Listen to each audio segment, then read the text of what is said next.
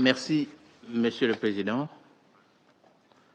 Monsieur le Président, je ne lirai pas in extenso le texte que j'ai préparé pour la circonstance. Pour des raisons évidentes, les choses se sont beaucoup plus accélérées, que mon texte est presque dépassé. Mais permettez que je puisse rappeler tout simplement que le maintien de la paix et de la sécurité internationale est un dogme qui gouverne l'essentiel du système de sécurité collective mis en place par les rédacteurs de la Charte des Nations Unies au lendemain de la Deuxième Guerre mondiale, de telle sorte que toute menace contre la paix, toute rupture de la paix ou tout acte d'agression oblige le Conseil de sécurité à agir sans détour.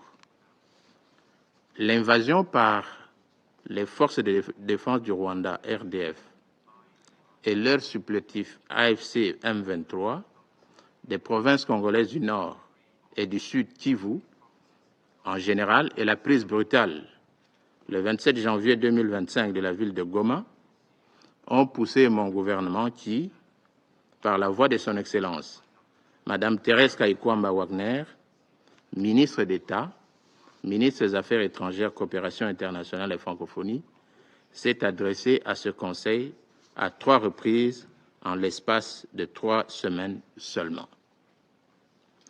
Cela prouve le besoin de la paix que la République démocratique du Congo attend de ce Conseil de sécurité.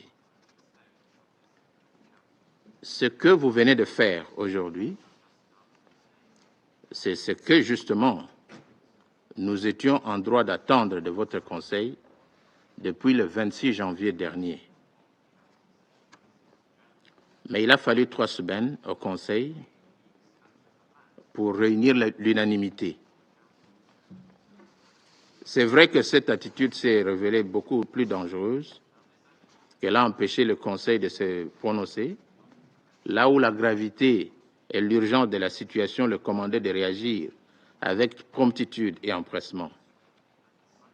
Dans le cas d'espèce, la paralysie momentanée du Conseil a laissé libre cours à la poursuite de l'occupation illégale des territoires de la République démocratique du Congo par les forces de défense du Rwanda et leur supplétif AFC M23, sachant que chaque jour d'inaction compromet la paix et la sécurité régionale et internationale, renforce l'agresseur et sape la crédibilité des Nations Unies.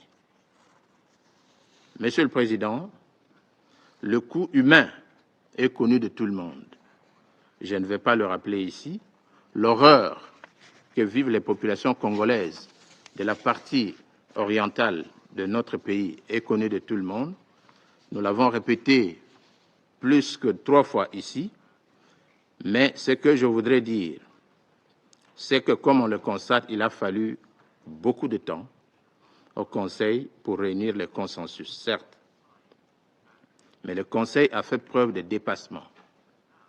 Et je voudrais pour cela, au nom du gouvernement de la République démocratique du Congo, de toutes les filles et fils de la République démocratique du Congo, en particulier ceux de Bunagana à Kamanyola, en passant par Goma, Sake, Minova, Nyabibwe, Kale, Kavumu et Bukavu. Je voudrais donc remercier tous les membres du Conseil indistinctement, et plus particulièrement les A3+1 pour leur précieuse contribution sans laquelle cette résolution n'aurait pu être adoptée à l'unanimité. À vous tous, honorables membres du Conseil, au P5 et particulièrement à la France, pays détenteur de la plume, aux États-Unis en particulier d'Amérique, initiateurs des sanctions contre les autorités rwandaises et les autorités du M23, nous disons infiniment merci. Notre vœu le plus ardent est que cette résolution soient mises en œuvre sans délai pour donner du répit aux populations congolaises des zones occupées qui sont, eux, en train de payer les lourds tributs de cette aventure militaire sur le territoire congolais. Je vous remercie.